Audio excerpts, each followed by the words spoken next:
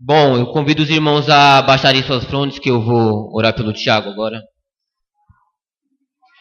Senhor, meu Deus, eu peço sobre a vida do Tiago, nosso irmão Tiago aqui, meu Deus, da igreja do Evangelho Quadrangular, ó Pai. Peço, além de tudo, dele ser dessa igreja, ó meu Deus, ele é nosso irmão em Cristo, ó Pai. Que o Senhor, meu Deus, use ele nessa noite para falar nos nossos corações, meu Deus.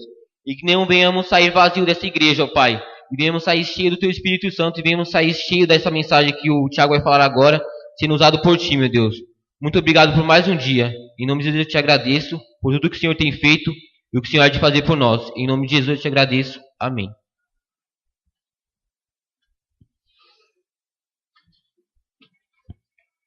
Boa noite, igreja. Tudo bem com vocês?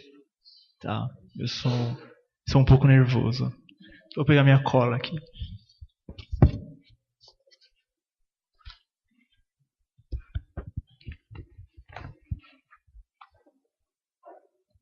Bem, eu acho nada mais justo me apresentar. Eu sou o Thiago Garcia. Eu faço jornalismo. Eu sou da Igreja do Evangelho Quadrangular. Eu sou extremamente tímido, atrapalhado. Eu tropeço em qualquer coisa que não exista ou que exista. Eu tropeço. Eu conheço o Luan faz um bom tempo já. Eu agradeço pela oportunidade. E eu acho incrível quando a gente se dispõe a fazer a obra de Deus e as coisas acontecem, né? A gente nem espera e às vezes acontece. E esse sou eu, tá? Eu não tenho muito segredo. Eu sou convertido desde que eu nasci praticamente. Minha mãe e minha avó me levavam na igreja, depois minha mãe. Então eu não tive uma conversão tipo, todo mundo, nossa, meu Deus, você se converteu assim. Tipo, eu não saí das drogas, eu não era assaltante, eu sou assim desde que eu me lembre como pessoa.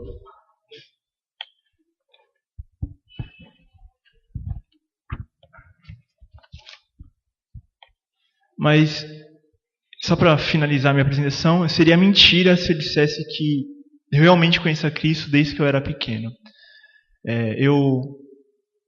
Eu fui aprender realmente o que é ser um cristão, o que Deus tem para nós um pouco mais velho. Eu tinha uns 10 para 11 anos, quando eu tive uma doença e eu realmente falei, caramba, eu posso morrer assim. E eu comecei a me dedicar mais a Deus e realmente tentar fazer a diferença no pouco que eu faço, na verdade. E eu entrei na faculdade e eu vi que os jovens de hoje em dia têm um problema muito grande, que é encarar toda uma realidade que o mundo joga pra gente, que as pessoas lá fora jogam pra gente e falam, meu Deus, eu tenho que encarar isso e eu nem sei como encarar isso. Então, eu vou usar alguns escritores que eu gosto, só para dar uma introdução no que eu vou dizer essa noite. O primeiro é o Huckmacher. Ele fala assim: apesar de muitas pessoas terem se tornado cristãs, o mundo se tornou totalmente secularizado, um lugar em que a influência cristã é praticamente nula. E ele fala uma outra coisa: se como cristãos nos sentimos tão à vontade nesse mundo, precisamos nos perguntar se não temos sido influenciados por seus padrões. Huckmacher era um professor de arte e um cristão também. E ele se questionou na época dele se o que ele fazia como cristão tinha algum valor para a sociedade dele. Se o que ele fazia como cristão tinha algum sentido na vida das pessoas. E ele ficou com medo porque ele encontrou que aqueles que se diziam cristãos não estavam fazendo coisas significativas na sociedade em que eles viviam. E tanto os jovens quanto os mais velhos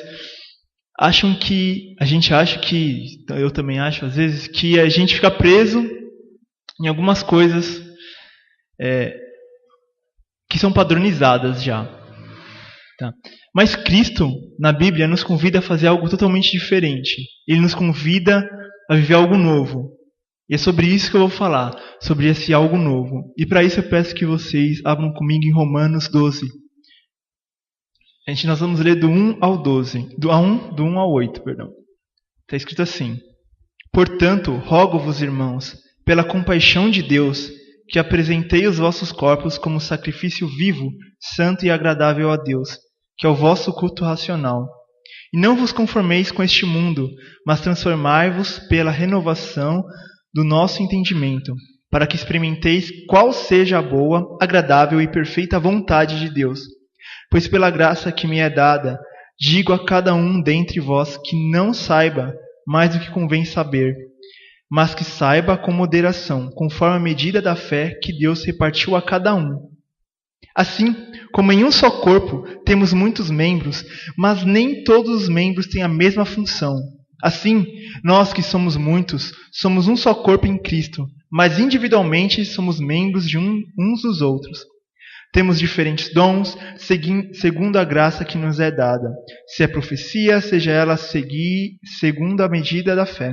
Se é ministério, seja um ministrar. Se é ensinar, haja dedicação ao ensino. Ou o que exorta, use esse dom em exortar. O que reparte, faça-o com liberalidade.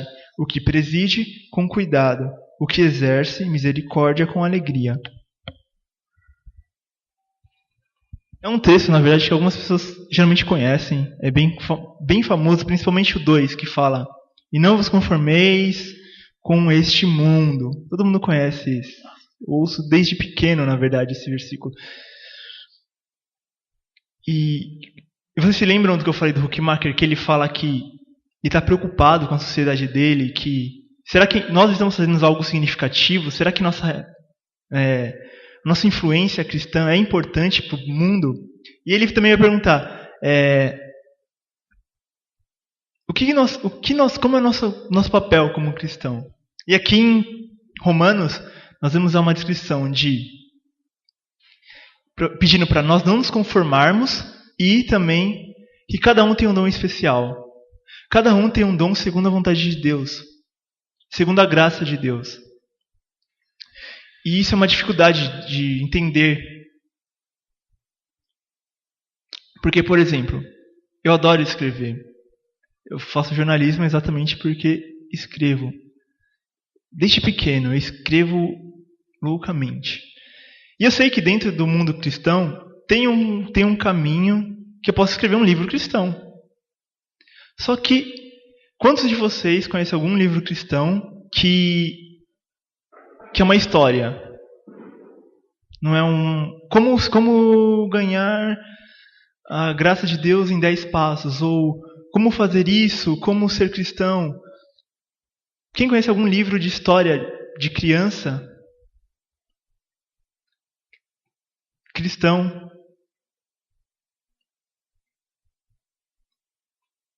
Eu conheço só um, que é o do C.S. Lewis, que se chama As Crônicas de Nárnia. Já ouviram falar? Teve até um filme.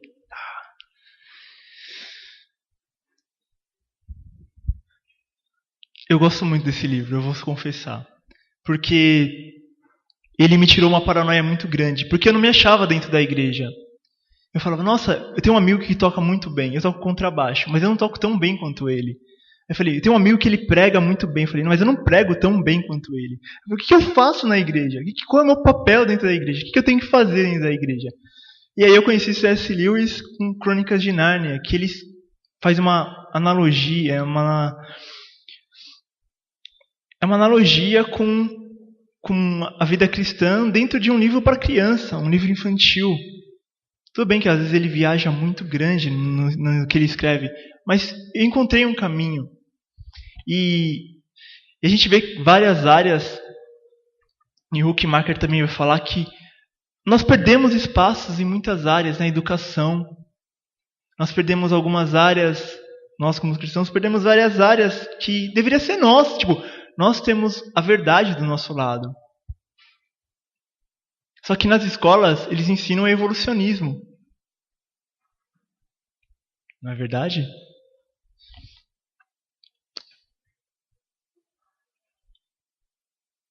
E tem uma outra coisa. Quando a gente não se acha dentro da igreja, quando a gente não se acha dentro do corpo de Cristo, nós ficamos perdidos, sem direção. E são alguns pontos que eu quero abordar hoje. Que é se encontrar dentro do corpo de Cristo. Que membro você é? Em Coríntios vai falar que o olho vai falar, eu não sou do corpo só porque eu não sou a mão. Sim, faz parte do corpo ainda. E isso é importante que a gente deve identificar. Porque o jovem, principalmente, ele entra dentro da igreja. E eu sei porque na minha igreja é assim. E a primeira coisa que eles olham são os instrumentos. Nossa, eu quero tocar guitarra, eu quero tocar bateria, eu quero tocar baixo não, baixo é meio chato, né? Mas eles querem desesperadamente alguma coisa que as pessoas vejam eles. Nós jovens somos assim. Eu não sou tão jovem assim, eu tenho 25 anos já. Ai.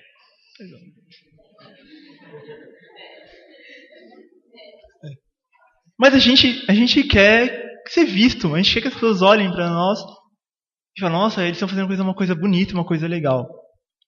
Só que não é todos os jovens que se acham no instrumento. Isso causa uma frustração enorme, porque você vê um evoluindo, você vê que, nossa, por que ele evolui e eu não evoluo? E dentro da igreja acontece isso, e vira uma rixa incrível. Até medo de pensar. Mas nós também temos um papel mais geral, que é com a nossa sociedade também. E para isso, nós não podemos nos conformar com o jeito que o mundo está. Porque Jesus não se conformou do jeito que o mundo estava quando ele estava aqui. Quando ele andou pela gente, ele não se conformou. Ele vivia batendo de frente com as autoridades. Isso eu acho engraçado, porque ele batia de frente, mas de um jeito sábio. Ele não fazia algo que causava escândalo. Por incrível que pareça, a gente vai ver, eu vou mostrar algumas histórias aqui de Cristo, e eu falo, nossa, realmente ele não fez nada de absurdo. Então, em João 4:1, não precisam abrir, é só terem uma referência, Jesus conta a história de Jesus e a samaritana. A samaritana na época, os samaritanos na época, eram rejeitados pelos judeus. Eles tinham uma rixa grande. Um não aceitava o outro. E Jesus foi lá, chegou e conversou com ela. Ele quebrou totalmente uma cultura que eles tinham. Tipo, tanto que ela pergunta, nossa, você é um judeu vindo falar comigo? Isso não existe. Isso é impossível. Jesus quebra um paradigma muito grande. Em João 5,16, Jesus cura num sábado. E os fariseus vão lá e falam, nossa, não pode fazer nada no sábado. Vocês são proibidos de fazer algo no sábado. E eles falam, não, mas eu sou o dono do sábado, eu posso fazer o que eu quiser no sábado. Deus trabalha, Deus continua trabalhando até hoje e eu continuo trabalhando também. Em João 6, Jesus multiplica os pães. Estava uma multidão de gente andando com ele e em vez de ele despedir as pessoas como seria não estamos com fome, vamos mandar embora, cada um come na sua casa. O que ele faz? Ele pega os pães e multiplica e dá para o pessoal comer. Em João 8, que é bem conhecida a história, é de Jesus e a mulher adúltera. Que as pessoas vão lá, jogam ela na frente de Jesus e falam assim, ela adulterou. Ela merece ser apedrejada. O que você me diz sobre isso? Aí Jesus fala, não, realmente, de acordo com a lei de Moisés, ela deve ser apedrejada. Mas aquele que nunca pecou, atire a primeira pedra. E todo mundo sai fora. De novo, ele quebrou uma cultura.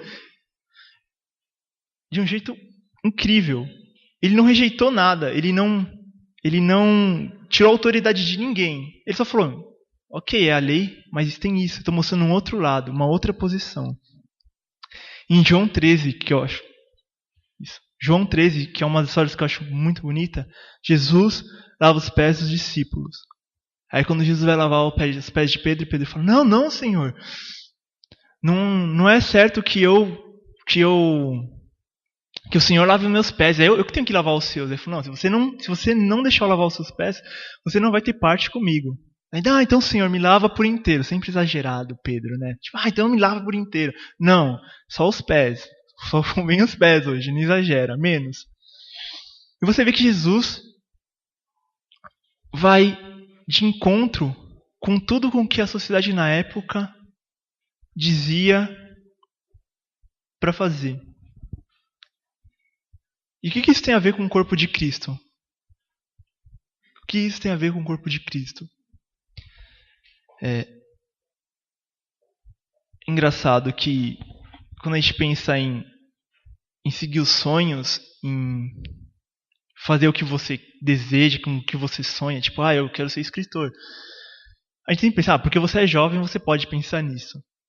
Mas a gente tem que tomar cuidado porque mais à frente Pedro vai falar que um profeta já havia dito antes, que os velhos vão ter os sonhos e os jovens vão ter visões.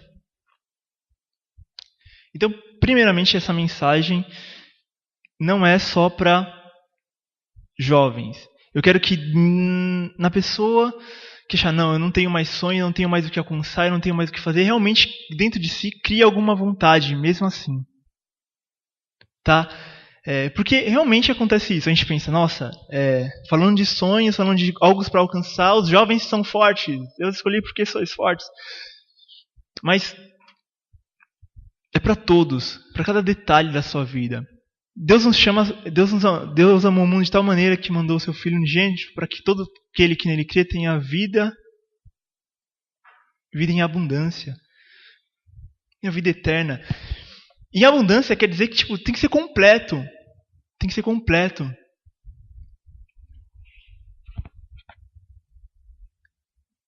Então, cada pessoa dentro dessa igreja tem um papel a desempenhar.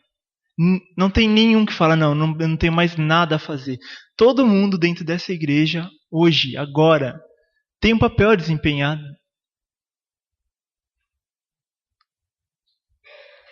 Ninguém é menos importante que o outro.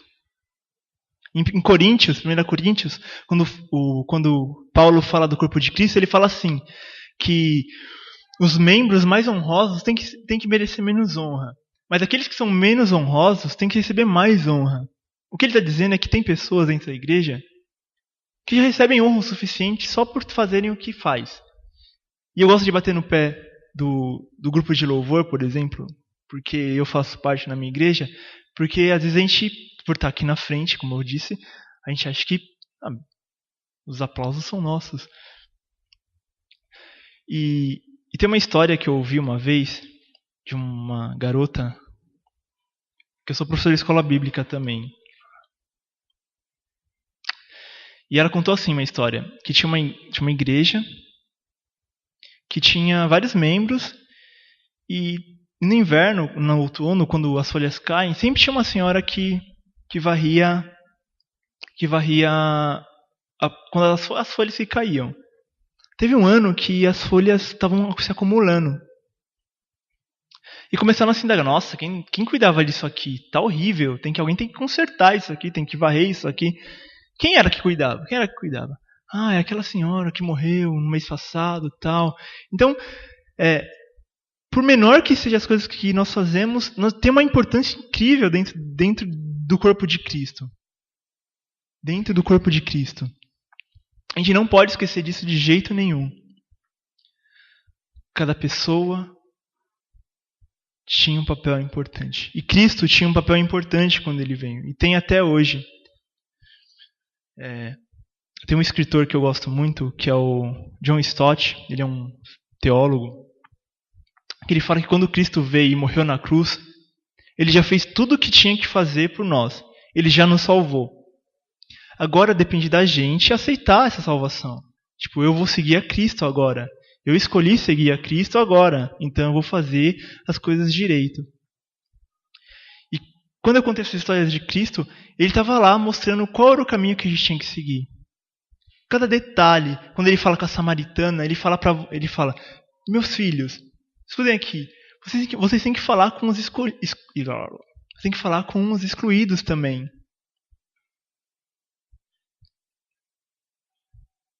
Aqueles com quem ninguém fala, é seu dever ir lá e falar com eles. Quando Jesus fala do sábado, ele fala, em todo tempo, meu pai está trabalhando até hoje, eu também vou trabalhar, em todo tempo nós temos que servir a Cristo. Não é só no momento da igreja, não é só numa ação social, mas em todo tempo, na escola, na faculdade, no serviço. Ele é uma vida completa. Quando ele fala das multiplicações de pães, ele está falando, tem gente passando fome, vai lá, se alimente. Viu como cada detalhe da vida de Cristo nos ensina alguma coisa? Jesus e a mulher adúltera é um ensinamento completo. Não julgue, perdoe. Todos somos falhos, vá, não peques mais. E Jesus lava os pés dos discípulos. Uma lição de humildade, de dever, de se limpar. E o legal é que o final do livro de João fala assim, Jesus fez muito mais coisas do que as Escrituras dizem. Muito mais coisas. E se nós formos escrever em livros, se nós formos escrever, não teriam páginas suficientes, não iriam dar livros suficientes. Mas o que eu escrevi aqui é para que vocês saibam um pouco e venham acreditar em Cristo.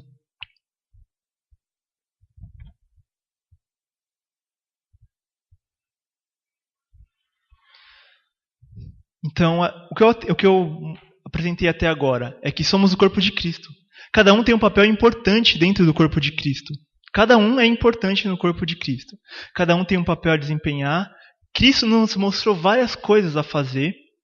Cada função nossa.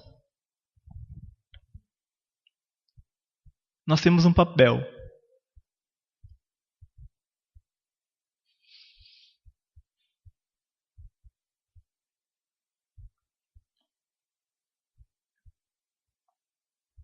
Calma aí.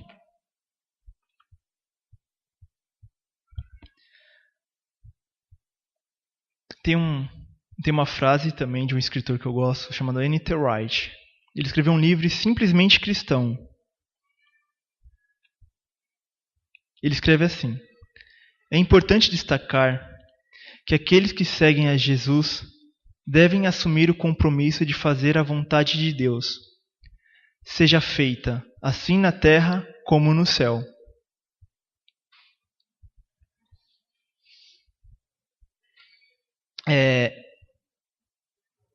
Todo mundo conhece a oração do Pai Nosso, certo?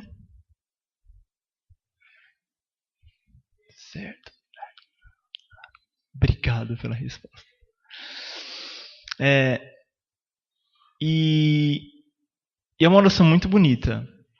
Eu confesso que quando eu vejo o Sermão da Montanha em si, cada detalhe, desde que ele começa a falar das bem-aventuranças, e ele chega a como ele ensina a oração do Pai Nosso, ele fala assim na terra como no céu. E isso é importante porque tem a ver com o corpo de Cristo também. Tá? O corpo de Cristo funciona para que as coisas deem certo aqui na terra também. A gente não pode ficar impassivo ao ver injustiça. Se a gente for ver vários livros da Bíblia, vai estar sempre batendo sobre a justiça. Sempre batendo sobre a justiça. Sempre falando, olha, aquele que ama a justiça é servo de Deus. Tem que servir a justiça, tem que ser justo. Na Bíblia vai estar mostrando várias vezes isso. E isso tem a ver com o corpo de Cristo. Nós temos que trabalhar para que seja feita a justiça de Deus, assim na terra como no céu.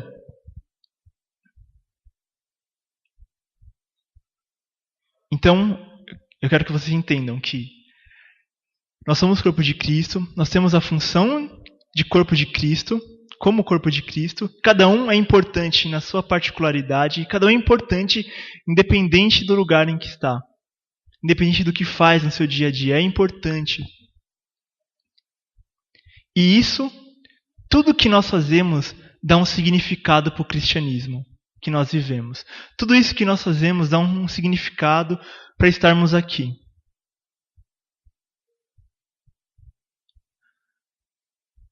Eu vou ter uma pergunta, de novo.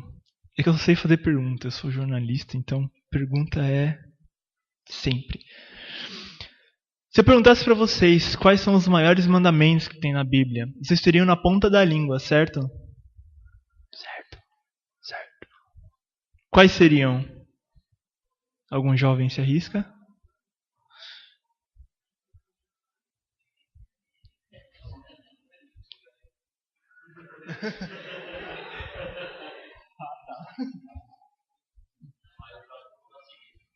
Amar a Deus sobre todas as coisas e o próximo como a ti mesmo. É bonito isso, não é? Não é realmente lindo você falar isso? Amar a Deus sobre todas as coisas e ao próximo como a ti mesmo. Em 1 João vai falar assim: se você diz que ama a Deus, mas não ama o seu próximo, e você fala que está na luz, então você está mentindo, porque você não está na luz. Porque se você não ama o seu próximo, você não tem como amar a Deus. Em 1 João, no primeiro capítulo, no segundo capítulo vai abordar sobre isso. E João é bem duro com relação a isso. Porque você tem uma escolha, ou você ama o próximo, para você realmente provar que você ama a Deus, ou não tem outro caminho. É consequência. No livro de Tiago, vai falar sobre a fé e a obra. Ele vai falar que a fé sem obra é morta. Um monte de gente não gosta do livro de Tiago porque parece que mostra que é a obra que salva as pessoas. Mas não são as obras que salvam as pessoas. A obra dá um significado para a nossa salvação. Um outro escritor que eu gosto muito, chamado R.C. Sproul, ele fala que a obra não é um motivo para a salvação. Nós não fazemos as obras para ser salvo. Nós somos salvos, por isso nós fazemos obras.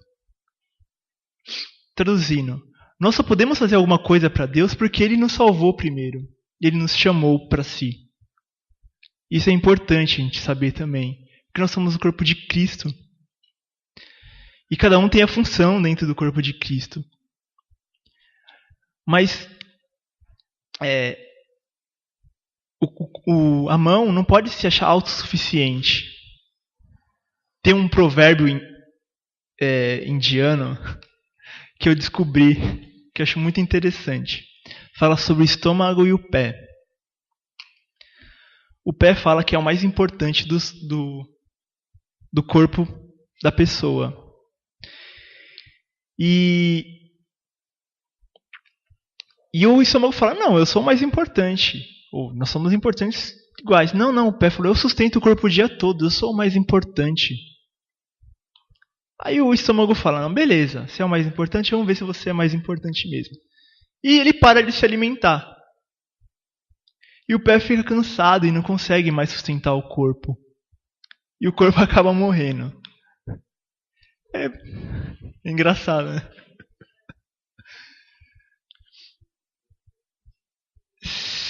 Se um membro do corpo se acha mais importante que outro, corre risco de acontecer isso. Você é mais importante mesmo? Vamos ver se você funciona sem a minha parte do trabalho.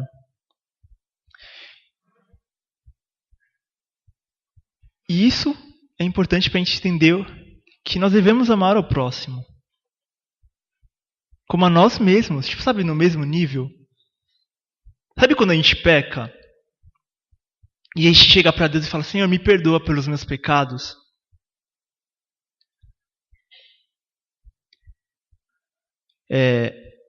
Mas quando o irmão peca, a gente fala, nossa, aí é o pecador ali.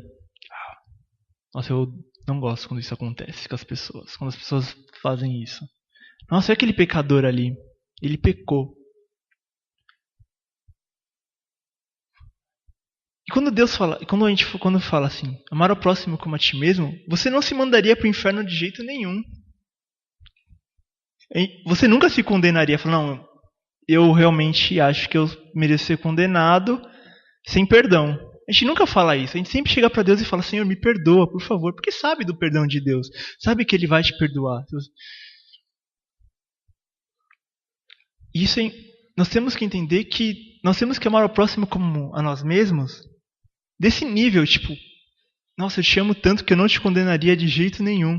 Eu te amo tanto porque é importante você fazer parte da minha família, fazer parte de mim.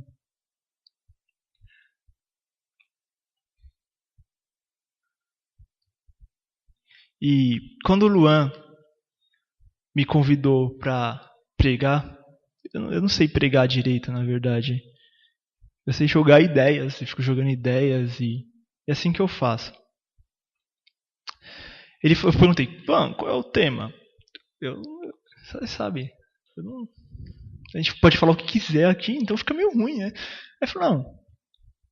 Ele falou, o tema é relacionado a despertar a igreja, despertar despertar em si. E eu gosto muito desse tema, porque é um tema que a gente está trabalhando na minha igreja também, e eu vejo em outras igrejas essa vontade de despertar.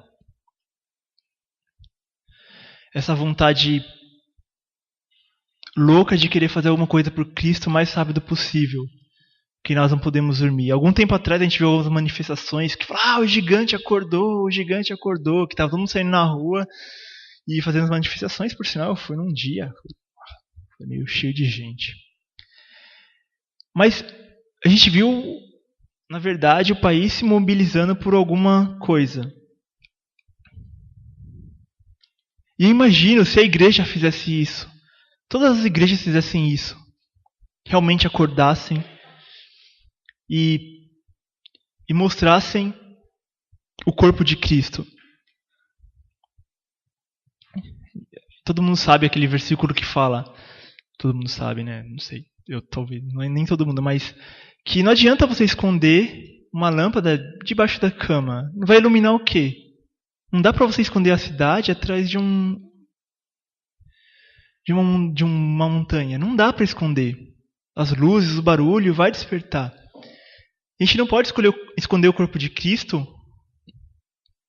atrás de alguns conceitos nossos, de alguns problemas nossos. Nós temos que realmente mostrar o corpo de Cristo. Qual é a função do corpo de Cristo? Qual é a sua função no corpo de Cristo? Realmente conhecer isso.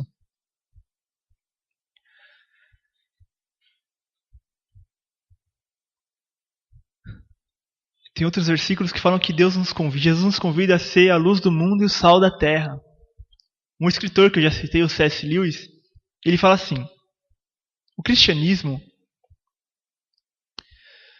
é importante para mim, tem valor para mim, porque através dele eu vejo todas as outras coisas. Quando eu leio a palavra, quando eu busco a vontade de Deus, não é uma coisa só para mim, mas é porque eu consigo ver todas as outras coisas. Eu consigo ver a importância que um irmão tem, eu consigo ver a importância do que eu faço, eu consigo ver a importância do que alguém faz. Nós temos que estar ligados uns com os outros. E isso é importante.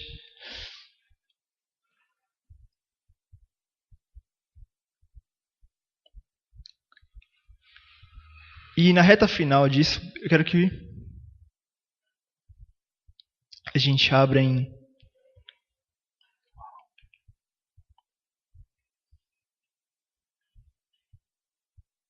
Calma aí.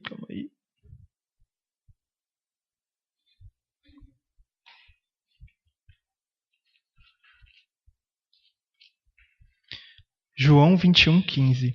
João 21:15, calma aí.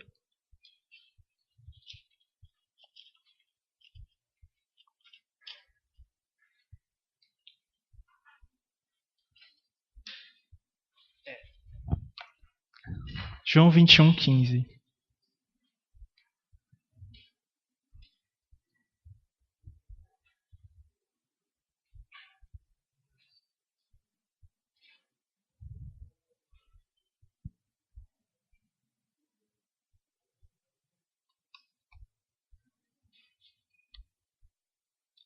Está escrito assim. Todo mundo abriu?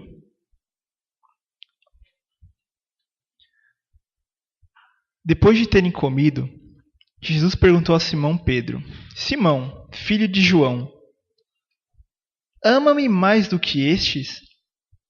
Ele respondeu: Sim, Senhor, tu sabes que te amo. Disse-lhe: apacenta os meus cordeiros. No 16 está escrito assim: tornou a perguntar-lhe: Simão, filho de João, ama-me? Ele respondeu: sim, Senhor, tu sabes que te amo. Disse-lhe Jesus: apacenta as minhas ovelhas. Perguntou-lhe pela terceira vez: Simão, filho de João, ama-me? Simão entristeceu-se por Jesus lhe ter perguntado terceira vez: ama-me? E respondeu: Senhor, tu sabes tudo. Tu sabes que eu te amo. Disse Jesus: apacenta as minhas ovelhas. Eu tenho um amigo, um pastor teólogo, que ele deu uma interpretação muito... Quando eu escutei ele pregando sobre isso, me contando sobre isso, eu meio que chorei. Meio que chorei não, eu chorei mesmo, eu sou meio chorão. E ele fala que no original, quando Jesus fala: Pedro, você me ama? E fala: Senhor, tu sabes que me ama. E ele pergunta a segunda vez: Pedro, você me ama? Aí: Senhor, tu sabes que me ama. Essas duas vezes era um tipo de amor um pouquinho maior. Quando Jesus pergunta a terceira vez, seria uma tradução mais ou menos: Pedro, você gosta de mim? Não seria mais: Pedro, você me ama? A primeira vez foi assim. A segunda vez: Pedro, você me ama? A terceira vez foi um: Pedro, você me ama, mas Pedro, você gosta de mim? E ele falou assim: às vezes na nossa vida, nós não amamos a Deus o tanto que nós devíamos amar. Mas Ele sempre vai nos amar como Ele nos amou. O amor dele sempre vai ser maior do que tudo, mais importante do que tudo. E Jesus faz isso para Pedro. Ele fala assim: não se preocupa, Pedro. Se você não está conseguindo alcançar isso que eu estou falando agora, eu vou diminuir um pouquinho, só para você me alcançar também. E ele fala assim: Pedro, você gosta de mim? Aí Pedro se sente triste, porque ele não alcançou a vontade, o desejo de Cristo. Ele fala: Senhor, o Senhor sabe de tudo. O Senhor sabe que eu te amo. E ele vai lá e fala: então apacenta minhas ovelhas. E voltando para com o que isso tem a ver com o que eu estou dizendo. Nós somos corpo de Cristo. Nós funcionamos um com os outros. Ninguém pode amputar o braço. Pode? Sim, pode. O médico pode amputar o braço. Mas eu penso assim: Cristo é a cabeça, certo? Cristo é a cabeça. Nós somos os membros. Então eu sou, sei lá, o braço, outro lá é a perna. E por o braço ter algum problema, eu não posso, o braço, tomar conhecimento e falar: então eu vou cortar meu braço. Não dá para o braço fazer isso sem a cabeça falar, sem a cabeça dar ordem. O cérebro que dá ordem. Então se realmente for lá cortar o braço, ele vai ter que chegar e pensar e cortar o braço. Mas Cristo nunca faz isso. Tem aquele filme da pessoa que fica presa no penhasco lá, ele fica preso nas montanhas e ele tem que pensar se ele vai arrancar o braço dele ou não para poder sobreviver, para conseguir fugir dali. Ele fica o filme todo, na verdade é o filme todo com ele lá preso, é bem chato, na verdade. Mas ele fica o filme todo pensando: o que eu vou fazer? Meu braço está preso aqui e eu arranco ou não arranco? Aí ele chega à conclusão lá e acaba cortando o braço dele. Mas foi a cabeça que pensou. Ele pensou, e nós não somos a cabeça. Cristo é a cabeça. Não é nossa função tirar um membro do corpo. Não é nossa função. Nossa função é fazer a vontade de Cristo. Se a cabeça fala: vai lá e faz. Eu fui numa pregação ontem, num evento de uma igreja, que que o pregador falou assim. O pregador era um jovem também. E ele estava falando sobre Abraão. E tem uma parte da Bíblia, uma parte que Deus chega para Abraão e fala assim, ó, sai da tua parentela e vai para aquele canto lá que eu estou mandando você ir. Aí Abraão pega as coisas dele, a família dele, pega tudo e vai embora. E o pregador lá falou assim, nossa, se Deus chegasse para mim e falasse, vai para o Maranhão agora, deixa toda a sua família e vai para lá, sem saber o que te espera. Eu falei, Senhor, não, você tá brincando, né? Eu não vou fazer isso não, você tá louco? Eu não vou fazer isso não, aqui tem minha família, minha mãe tá me alimentando, eu não vou fazer isso de jeito nenhum. Não, sai da sua parentela e vai lá, para Maranhão. Não, senhor, de jeito nenhum, vou ficar aqui em casa que é mais confortável. E daí aí na hora eu pensei, nossa, eu acho que faria isso. Eu não sei se teria coragem de fazer isso. E Abraão foi lá e fez. E depois que eu pensei, nossa, é verdade.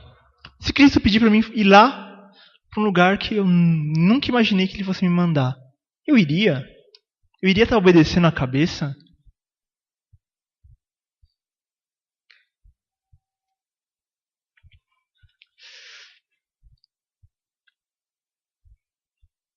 E é mais ou menos isso que acontece com Pedro. Pedro, vai lá, apacenta minhas ovelhas. Pedro, você me ama? Vai lá e apacenta minhas ovelhas. Pedro, se você pelo menos gosta de mim, vai lá e apacenta minhas ovelhas.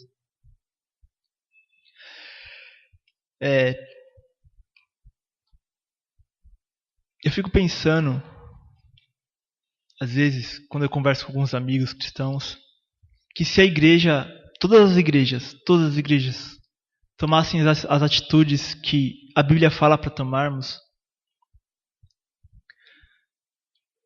nós seremos num mundo bem melhor, num lugar bem melhor. Nós iríamos realmente fazer a diferença no mundo. Nós seríamos alguma influência importante no mundo. Vou dar um exemplo. Eu estou me formando esse ano em jornalismo. E essa sexta passada, o pessoal foi comemorar lá. Passamos de ano, já era, acabou, nunca mais vou passar na faculdade. Parece que é um trauma terrível. Nossa, nunca mais quero passar por isso. E tinha um monte de jovens no bar. Um monte. Lotado. A rua fechou, tinha policial fechando a rua porque eles fecharam a rua. E o policial foi lá, teve que desviar o caminho. E eu pensei, nossa, Senhor, que diferença eu posso fazer aqui? Foi bem incomodante, na verdade. Incomodante, não sei se existe, mas foi bem chato para mim ver que eu não estou fazendo nada por eles. Eu falo de mim, porque eu me conheço. Eu poderia fazer sim, naquela hora. Mas eu fiquei, sei lá. Eu falei, Senhor, talvez se eu tivesse mais pessoas comigo aqui, me encorajando. Talvez eu fizesse alguma coisa. Eu tentei arranjar uma desculpa, qualquer desculpa que seja.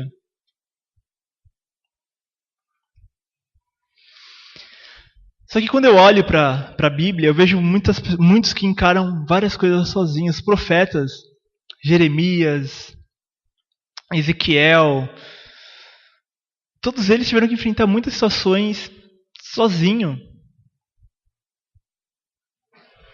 Jeremias ficou preso numa cisterna. Ezequiel foi parar no deserto se alimentar por corvo.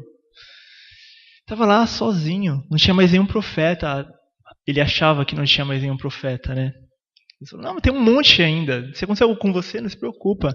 Eu ainda tenho coisas para levar. E quando Jesus pergunta pra gente, chega lá, Tiago, você me ama? Eu falo, Senhor, lógico que eu te amo, claro, é óbvio. Sou easy te amar. É tão fácil te amar, é verdade. Então vai lá e apacenta minhas ovelhas. Não sei. Tiago, você me ama? Amo, senhor, lógico. É claro. É tão fácil de chamar. Ele fala, então vai lá e apacenta as minhas ovelhas. Tiago, você gosta um pouquinho de mim, né? Só um pouquinho, pelo menos. Não gosto, senhor. Você sabe que eu te amo. Então vai lá e apacenta minhas ovelhas.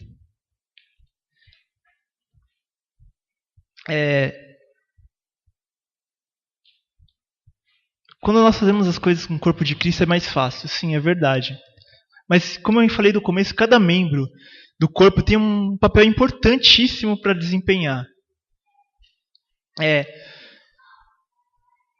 Eu não quero que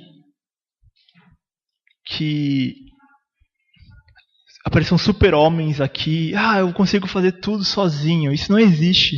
Nós dependemos uns dos outros. Eu aprendi em comunicação que as pessoas, o ser humano nasceu para se comunicar. Ele não consegue ficar sozinho. De jeito nenhum. Ele fica louco, ele surta, ele vai começar a falar sozinho. Quem é que já começou a falar sozinho? Ficou muito tempo sem falar com alguém. Nossa, meu Deus, começa a falar sozinho. Nossa, eu preciso comprar isso. Nossa, eu preciso fazer isso. Começa a falar sozinho, é natural. A gente precisa falar, a gente precisa se comunicar desesperadamente. Deus nos fez assim, exatamente para que nós pudéssemos amar ao próximo como a nós mesmos. Nos comunicar, perguntar, nossa, como você está bem hoje? Você está bem? Vocês estão bem hoje? O dia de vocês foram bons? Tiveram um bom dia hoje? Meio corrido às vezes, mas foi bom, né? Vocês estão aqui, sorrindo. Isso é muito bom mesmo.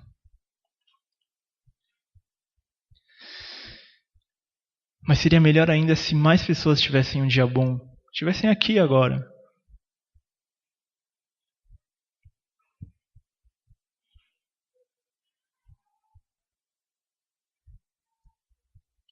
A gente vê tantos jovens perdidos, tantas pessoas perdidas. Eu fui fazer um trabalho algumas vezes, poucas na verdade, perto do que realmente deveria fazer, na Cracolândia, dando comida, conversando com as pessoas. Às vezes a gente vai fazer uma obra social, tal. É tão legal. A gente se sente bem. A gente vai no orfanato, brinca com as crianças, a gente se sente bem. A gente volta para nossas casas, para nossos lares e está tudo bem.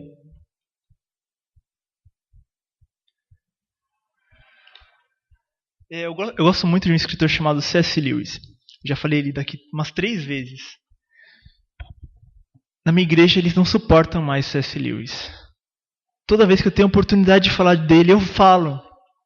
E toda vez que eu abro a boca, eu falo dele. Então ninguém suporta mais. Nossa, já vai o Thiago falar de C.S. Lewis. É verdade, eu acho ele incrível. Ele me ajudou bastante. E ele fala assim: Deus não quer um pouco do seu tempo, um pouco da sua vida. Ele quer tudo. Ele quer os seus desejos, os seus sonhos. Ele quer você por completo. Ele não quer um pouquinho. Ele não quer que você fique com nada. Ele quer te quer por completo. Para que quando ele te der por completo, todos os sonhos, todas as vontades dele possam ser as suas. E você realmente vai ser feliz. Na verdade, eu achei bem chocante quando eu ouvi a primeira vez, que eu falei, Senhor, mas, poxa, assim eu perco toda a minha autonomia, né? Tipo, então, pra quê, né? Por que o Senhor não colocou direto isso? Ele falou, olha, C.S. Lewis responde, continua lendo o livro dele. Para de ser apressado, moleque. Tá bom, Senhor, eu vou lá ler. Eu continuei lendo. E ele fala assim, quem é melhor do que o Criador para saber como realmente é a sua criatura? Foi Ele que nos fez. Então Ele sabe tudo o que é bom, o que é o melhor para nós. Então as vontades dele é o melhor para nós. E quando o Paulo fala, a tua graça me basta, Senhor, é exatamente disso que ele está falando. Deus sabe o que é melhor. Deus sabe o porquê das coisas. O tempo is over. Mas eu quero que vocês saiam daqui, pelo menos com a ideia de que somos corpos de Cristo, sim. Como corpo, às vezes nós nos cansamos, ficamos doentes. Quem aqui nunca ficou doente? Nossa, eu vivo com gripe. Eu não sei como eu pego tanta gripe, mas eu tô com gripe. E a gente fica doente às vezes. E o corpo de Cristo também fica doente às vezes. A gente fica insensível às vezes. A gente não consegue se importar com as pessoas, como corpo. E a cura para isso, Cristo é a cura, Ele vai nos curar. Sempre que nós pedimos. Mas somos corpos de Cristo, nós temos um papel a desempenhar. Cada um aqui é importante, importantíssimo. Eu quero que vocês entendam isso. Que cada um tem um papel a desempenhar aqui nesse mundo. Tá? Ninguém, eu volto a dizer, ninguém mesmo não é importante. Todos são importantes dentro do corpo de Cristo. Todo mundo depende do outro. Ninguém pode fazer nada sozinho. Nada sozinho. Ninguém pode fazer nada sozinho. Cristo é a nossa cabeça. Ele vai dar as coordenadas. Ele faz a vontade dele em nossas vidas. Tudo isso para quê? Para que outras pessoas venham a conhecer a Cristo também.